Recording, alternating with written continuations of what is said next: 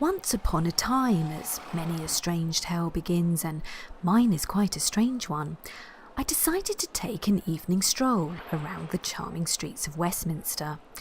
Granted, I may be losing your interest already, but please do not forsake me, oh my darling viewer, yet by switching off. This tale does get stranger as it goes on.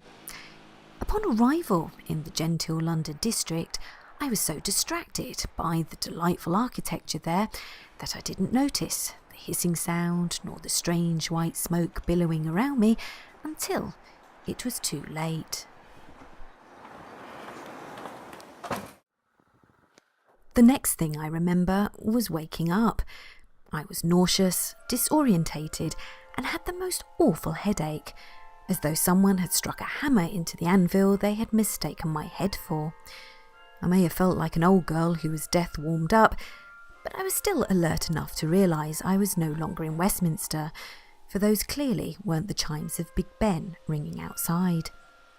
I pulled myself out of bed and walked over to the window, although the shock that greeted me there nearly made me fall out of it. I didn't recognise any of these buildings, nor this village-like location. What's going on, I thought? Where is everybody? And where am I? I quickly turned the TV on for a clue, but all it would show was some schizoid man in what appeared to be an anger management training video on a loop. So I quickly got dressed and started to explore the grounds. My initial instinct was generally wary. Although there was no one about, I had the strangest feeling that I was being constantly watched. Yet there was so much warmth and charm about the place, I soon had a change of mind and felt remarkably relaxed. The place was calm, sedate and stress-free.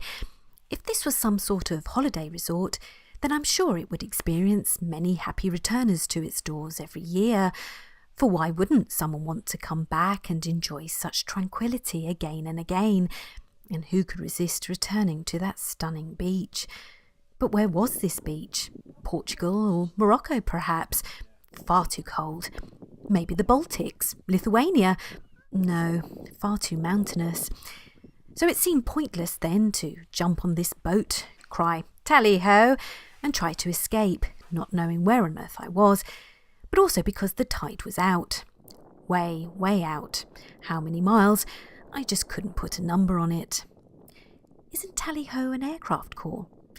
Anyway, everything just felt very open here and free for all to wander around in, if there were others here to do so with me. I passed the morning walking around the well-kept gardens, and then spent at least an hour trying to checkmate myself on this large chessboard here. Pawn to Queen's 4.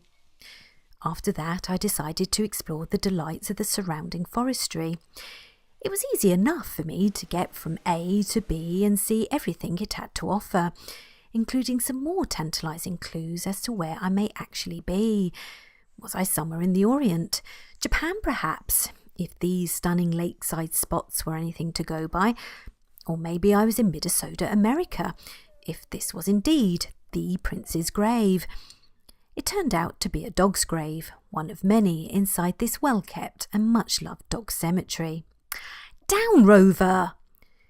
Sadly, for someone at least, this forest has seen more than the odd poor funeral. And sensing the magic and mystery of the place, I'm sure it has also occasionally witnessed the dance of the dead canine's grand perennial neighbour here as well. In all my travels to date, I have never felt so relaxed, nor felt the desire to delay returning home, if I knew how to from this place. I could see myself happily living in harmony here with the eclectic collection of statues and busts dotted around the place to keep me company. And so, dear viewer, I'm considering resigning from my day job, selling up and moving here for good. After all, my life is my own, and I am a free woman to do as I please. Now, if I could just find out the address of this place so my things could be sent on here, that would be a good start. Be seeing you.